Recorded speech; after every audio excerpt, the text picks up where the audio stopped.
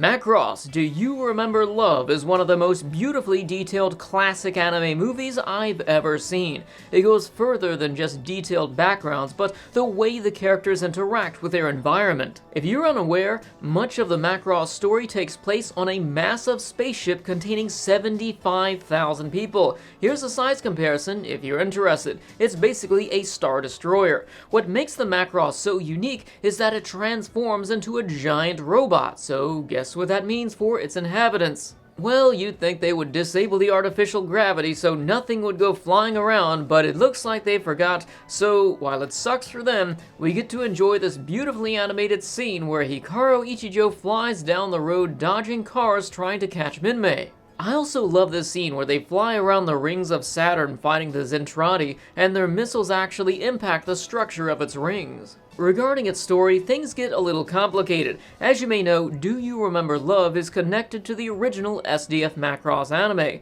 It's basically an alternate retelling where similar events occur, but most of them take a turn for the worse. Of course, it can't tell 36 episodes of content in a movie, so it skips the entire introductory arc with little to no exposition for new viewers.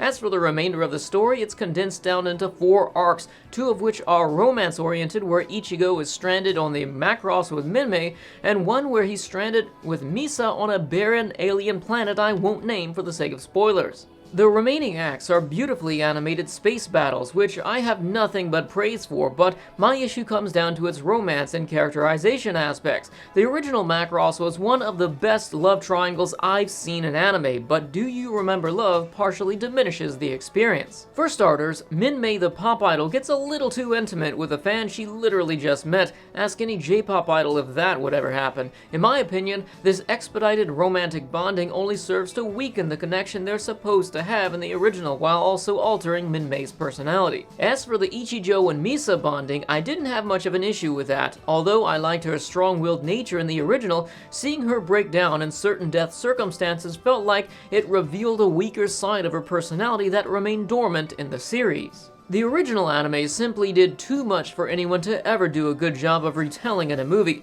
My point isn't that I'm expecting this to be a carbon copy, but I think it's impossible to get the characters and romance aspect right in such a short amount of time.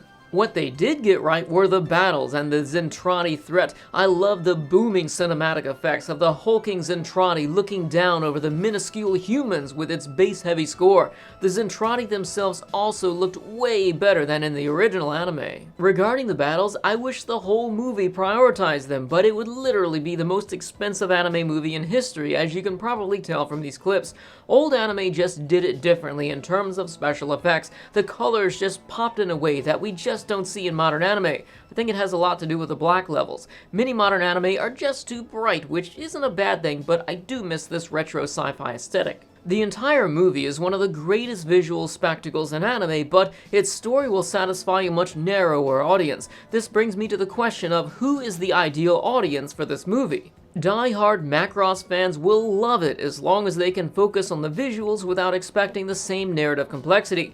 People who thought the original was just decent may enjoy the movie more due to it containing the essence of Macross with dramatically improved visuals in a condensed format. Those who haven't seen Macross but are curious will enjoy the experience at the risk of spoilers and possibly being confused due to lack of exposition. It all comes down to whether or not you've seen the original, if you plan to watch it, or if you care about spoilers. Back in 2015, I made the mistake of watching this with the wrong expectations. I had a strong emotional connection to the original series and its characters, so I wrongfully became critical of the movie under the assumption that it would prevent people from watching the series. I wasn't happy with my original 2015 review, so I removed it, but it was the catalyst for a conversation with a friend and one of my favorite YouTubers, Happy Console Gamer. I don't think he had seen the original anime, but he still absolutely loved the movie. After some time and honestly mellowing out on my critical nature as a reviewer, I realized how much more this movie had to offer. I found myself being blown away by its meticulous detail in its backgrounds and animations. Overall, I give Macross Do You Remember Love an 8 out of 10.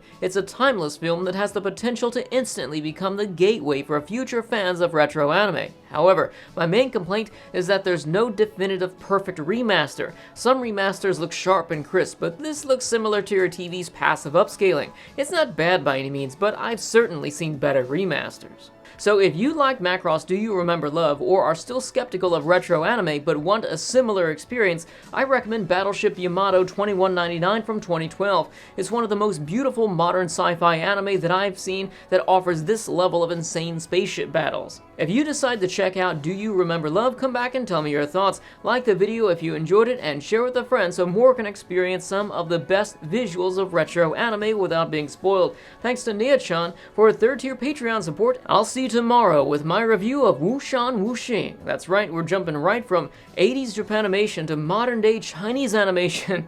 So I'll see you then.